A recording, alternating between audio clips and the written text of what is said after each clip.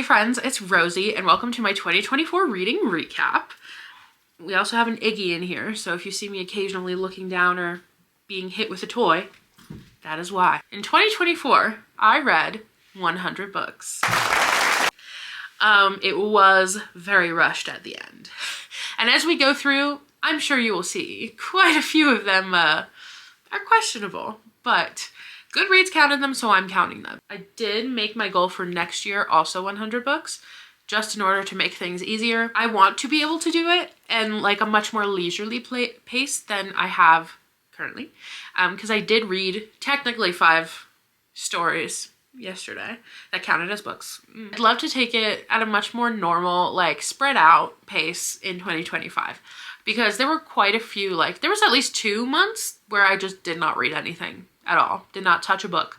And there are quite a few books I've started that I just never finished, that are just hanging around here with bookmarks in them at various points. So I have a lot to do this year.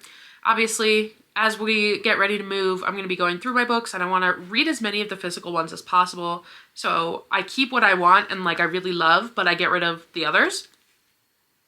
Because I certainly, not every single book in this office of mine is going to be a 5-star read.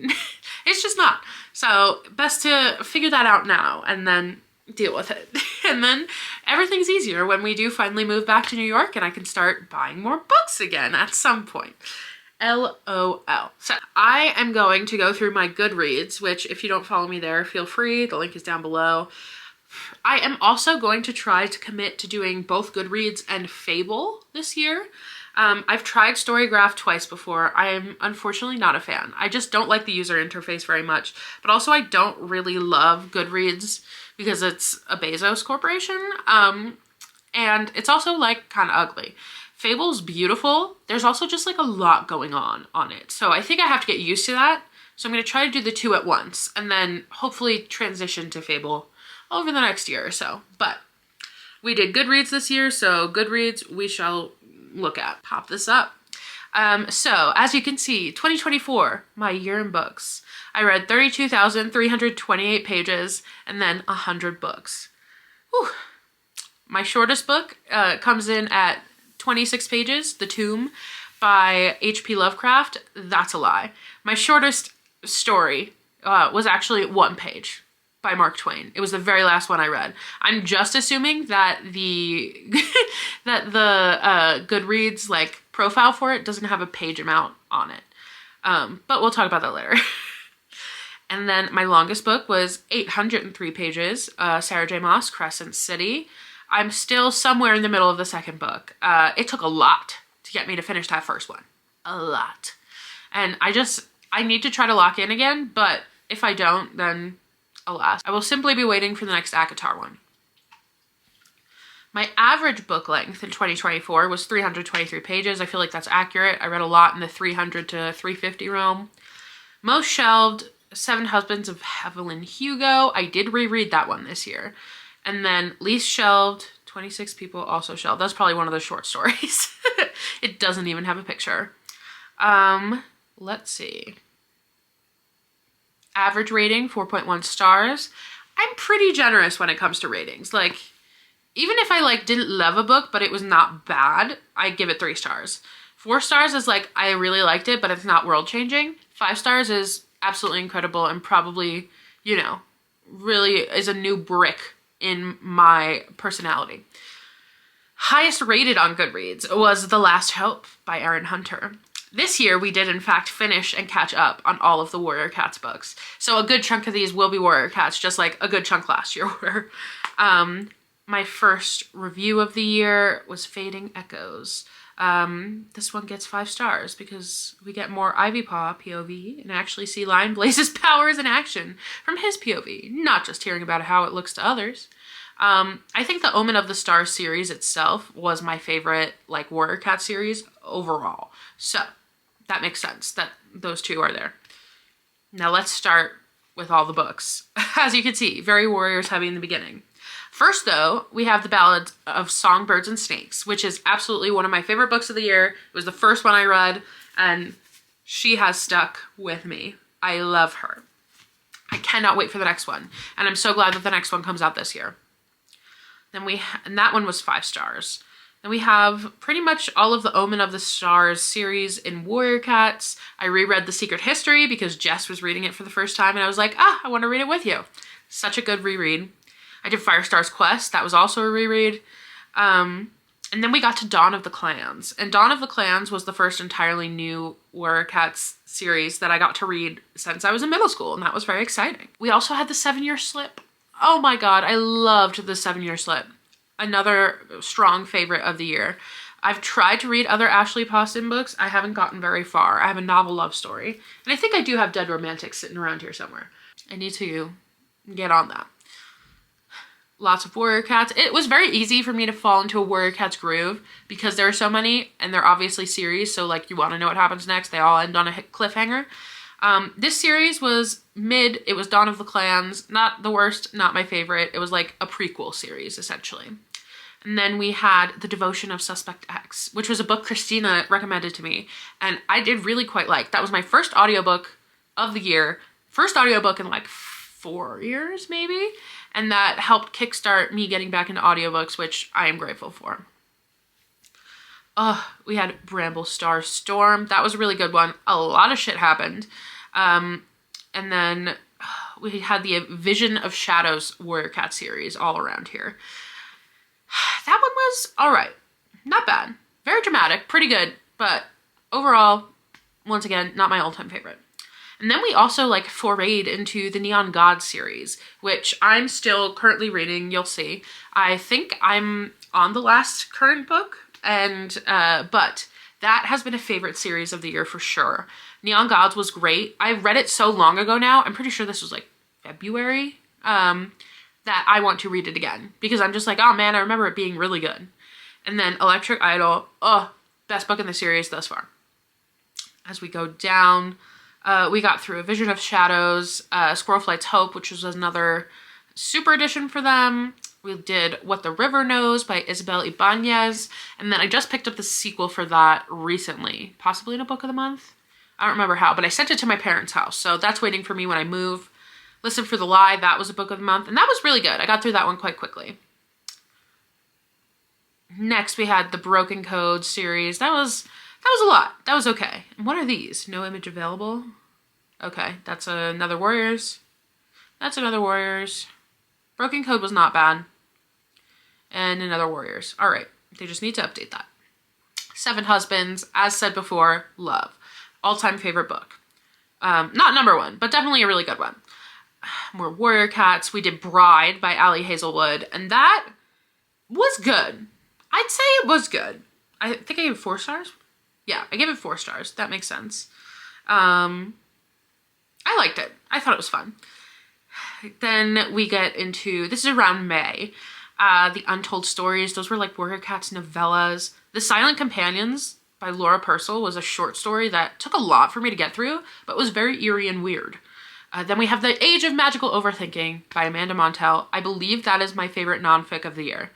And we have Emily Henry, Funny Story. Of course, love. How can you not love? We did A Study in Drowning, which I adored. That one was actually interesting because I tried to listen to that in an audiobook form and I just could not do it. So I literally had to get the book and read it physically. And once I did, I loved it.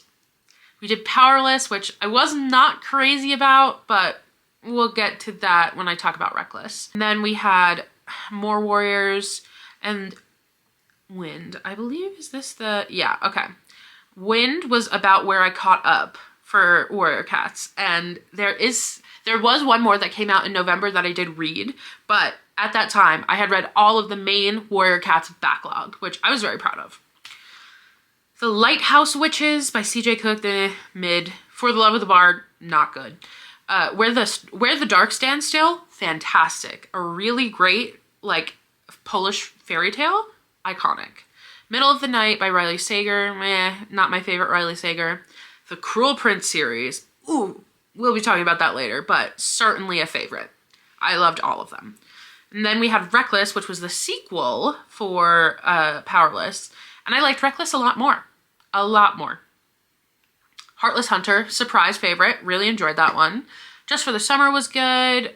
Crescent City, the Warrior Cats graphic novel. I love her. And then we got to probably my favorite series, which is The Shepherd King duology by Rachel Gillig, The One Dark Window and Two Twisted Crowns. I finally read Haunting of Hill House. We had a new ML Rio novella. Nothing But Black and Teeth had been on my list for a long, long time. And I'm glad I finally read it, but I did not like it very much. Lisa Jewell, None of This Is True. Very good thriller. The Wren and the Holly Library also surprised me by how much I liked it. That was like Celtic mythology, I believe. Emma of 83rd Street I'd had for a few years, so just wanted to read it, and it was okay. Diavola, I listened to that one, and I liked listening to it. That was a unique experience. Quicksilver, another one I did not expect to love so much, but I really did, because I know it's very hit or miss on Book Talk. I quite liked it. And then Star, that was the most recent Warrior Cats book, and so we are still officially up to date. We have The Monster of Florence, which was a nonfic Amelia gave to me, and it was pretty good. McGlue, which is a book I read in one sitting in Scotland as I was sitting in a bookstore in Edinburgh. It was alright, kind of weird. Felix Blackwell's Stolen Tongues is actually based on like a Reddit story I remember reading like a decade ago. And so when I had heard that they came out with like an actual book version where they changed some things, it was wonderful. It was great to reread and like revisit that, because that was absolutely one of my favorite like online creepypasta type stories I'd ever gotten to read, so love. Over My Dead Body was a very interesting nonfic about all the cemeteries and like the way the sort of like the business of death and cemeteries came to be in America over the past 100, 200 years. It was very cool. It examined a lot of very popular cemeteries and why they're popular and how their business is run. Hex was a surprising one. Hex is another one I've just sort of had on my shelf for a while. It was short, but the cover was beautiful. It was really cool. It was written very uniquely, and that type of writing style is normally hit or miss for me, and this one was a hit. We got back into the Neon God series, clearly. We got Wicked Beauty, Radiant Sin, and Cruel Seduction in this little screenshot. I did the Taylor Swift style book, which was great. It's just like a textbook on Taylor Swift style. We went to like an author event for that. My friend Ashley found it, and then me, her, and Amanda went, and it was just so fun. It was lovely. Did The Most Wonderful Crime of the Year. That was my December book of the month. It was cute. It was not the best. It was not the worst. It was cute. And then we got some like really good like bangers at the end of the year, I will say. I reread The Lottery. That's a classic, but I read I Who Have Never Known Men, which has been on my list for a long time, and that was incredible. It felt like a book I should have read in like high school, you know, to like form your worldview. That, along with The Saturday Night Ghost Club, were two books that felt like they would have been very formative had I read them earlier in my life. I loved both of them. Both got 5 stars. And then I read the first Lovelight Farms, which I just thought was very cute. It was very easy, very fun to read. I listened to Foster by Claire Keegan. That was a fast one. That was only like, I think like an hour and a half audiobook. But it was very precious, and it was just about a little Irish girl who like goes and stays with a family for a summer who had lost their child and just like had extra room for a kid, and it was very sweet. We did You've Lost a Lot of Blood. That one was quite unique. A handful of these, like Foster, The Grown Up, The Stranger, and then also Eric LaRocca in general, were recommended by Marissa. We love Marissa, love her taste in books, and these bad boys got me through. And You've Lost a Lot of Blood is not the one she recommended by Eric LaRocca, but the one she did recommend was not available on Libby for me. So we'll rectify that. We'll get to it in the new year. You've Lost a Lot of Blood was quite unique and like weird in that it was like a gay serial killer couple, but one of them also wrote a novella about like artificial intelligence and like, I don't know. It was weird. I liked it though. I listened to that one. I listened to Foster. I listened to So Thirsty by Rachel Harrison. All of those while I was painting my new basement room. And then The Grown Up by Gillian Flynn. That was really awesome. That was another short story. It was my favorite of hers. I've read Sharp Objects and Dark Places. I don't know. I read them like 2 or 3 years ago. I was not a fan. She just I think she's very talented, but she has such a vivid, like, visceral writing style, and she writes about very disturbing things. And, you know, I chose to not explore that any further after those books, but this one was not nearly as disgusting, and I loved it. The Stranger was like, meh, it was kind of whatever to me, but it was also a quick one. And then The Legend of Sleepy Hollow was fast. It was like 40 pages, but I realized I had never actually read it. So I was like, yeah, why not? And there was also like some kind of Goodreads little award thing that they were doing where like if you read a certain book in a certain list, you'd get a fun little like bookmark emoji or something like that. And The Sleepy Hollow was only like, there was one list that I hadn't completed that I hadn't known about, and Sleepy Hollow was on that. So I was like, okay, I'll take it. I'll do it. All of these, the rest of these, the last 5 are ones I read yesterday. Today is New Year's. The Tomb by H.P. Lovecraft. I did really like that one. That one was fast. And then A Lost Masterpiece by A.A. Milne, who wrote the Winnie the Pooh stories. That one was okay. That one was just about an anagram of the word betrayal, and it was confusing to me. I didn't quite understand what the point was. It was fine, but whatever. I reread The Most Dangerous Game, classic English school stuff. And then, oh, A Monument to Adam. I think that was my worst one of the year. A Monument to Adam was 2 stars, 1 page, and it was not good. But it was written by Mark Twain, so I was like, yeah, sure, I'll try it. And then The Disciple by Oscar Wilde. It was also very quick. It was another one that was like maybe 1 page long, but it was sweet. It was a retelling of the legend of Narcissus from the Pool's point of view, the pool that he looks into. So, yeah, my last review of the year. Absolutely my favorite Gillian Flynn piece. I can't talk, y'all. I've been talking too much. Absolutely my favorite Gillian Flynn piece that I've read. So we did it. Look at all those books. Ooh, baby.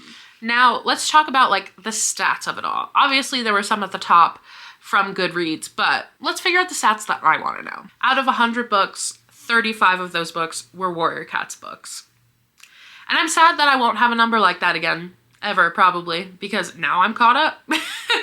But it was really fun to just like live in that world for so long, and to now have officially read, you know, like over 90 Warrior Cats books. That's kind of insane. Out of 100 books, 7 of those were rereads or books/stories I have read before. And only 7, that means 93 were new.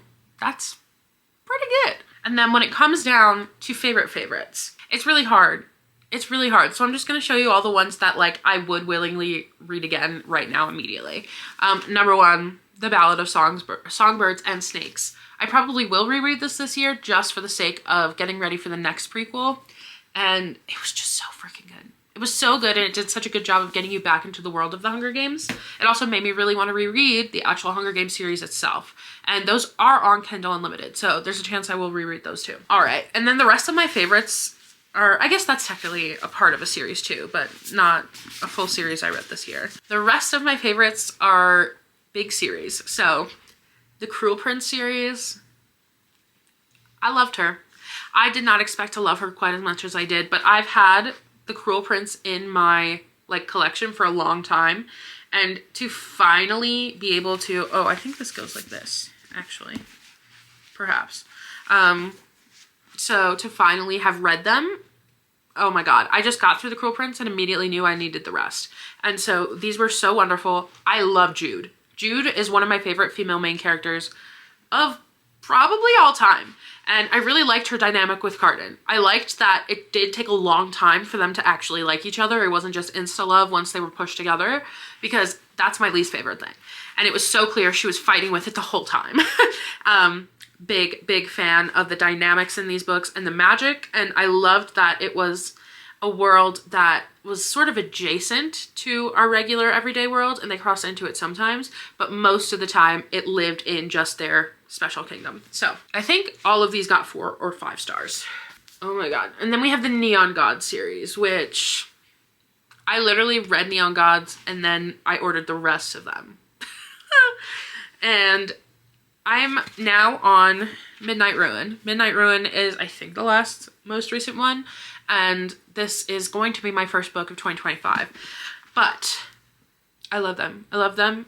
They are, I'm not going to lie, now that I'm on book number 6, getting a bit repetitive. So, I'm glad I enjoyed the first one so much and the characters. I do hope that they switch it up soon, or else I fear I will lose interest, but at least like Neon Gods, Electric Idol, and Radiant Sin, those ones I think are my favorite out of the bunch. And then my final favorites, I don't have with me, but I did mention the Shepherd King duology. I actually just ordered myself as a Christmas present. Barnes & Noble did like a very special Sprayed Edges edition of both one Dark Window and two Twisted Crowns. I had read them on Kindle Unlimited and I love them so much that I want them physically for my library. So I saw those special editions and I was like, perfect, done, great. So those are, once again, heading to my parents' house, so I don't have to just like pack them up as soon as they get here. Yeah, but if I had to say to read any of these, the easiest ones I'd say to recommend are The Ballad of Songbirds and Snakes, because so many people are familiar with the Hunger Games already, as well as the Shepherd King duology, because it's only 2 books. It's not a huge commitment. It has a really, really interesting magic structure with like, not a tarot deck, but a similar setup with a deck of special cards that contain magic. And I felt like it had really good payoff throughout. So those would be my recommendations out of all 100 books I've read. Now let's look at the worst. Now I'm someone who I try not to keep books that I give less than like 4 stars, because like what's the point? I'm definitely not going to read it again, you know? So the worst books I read this year. Let's see. I think my biggest disappointment was Nothing But Blackened Teeth by Cassandra Khaw. Just because I'd had it for so long and the cover is so cool and the premise itself is very interesting. Like a group of friends who apparently have all interconnected romantically or whatever. One of them like just got out of the psych ward and they're like in, I'm pretty sure it's Japan, to try and get like someone eloped and married. And so they're all like fighting the whole time and like the vibes are really weird and you can't really tell where anyone stands with anyone else. And then the ghosts show up, but they don't really like make sense. And you can't tell if the people are actually freaked out or not. I just didn't love it. And I was really sad about that because I wanted to. That was really weak. The Stranger by Albert Camus? I don't know. I know he's French. It just didn't really appeal to me. It was just very like straightforward. I am a man. I am doing these things. I have sex with a woman. I am sad. I am in trouble now. It just, I don't know. I just kind of didn't care.